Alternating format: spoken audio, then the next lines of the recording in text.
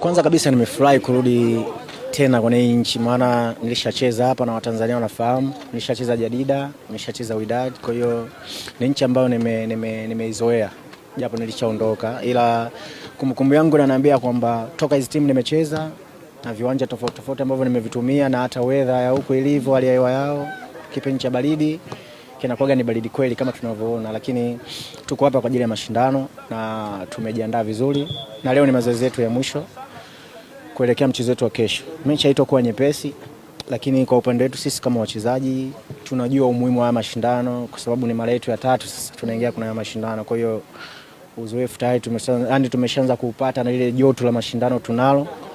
Kwa hiyo kikubwa ni Mungu atujalie tuweze kuamka salama, tuweze kufanya vizuri kesho. Kikubwa kama nilivyosema mwanzo, unajua kila mtu anaweza kaongea vile anavyojisikia na anavyoona, lakini sisi kwa upande wetu walichokisema sisi tunakipokea kwa uzoefu wao waliokuwa nao, na sisi pia kwa uzoefu ambao tuko nao, hata kama sio mkubwa, naamini kuna kitu kitatokea kikubwa na kizuri na watu watakipenda.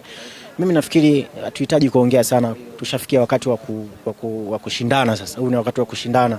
Kwa hiyo kikubwa sisi wachezaji, Mungu atujalie tuamke salama siku yetu ya kesho, na tunakutana nao mechi yetu ya kwanza. Kwa hiyo naamini kuna mazuri yataonekana.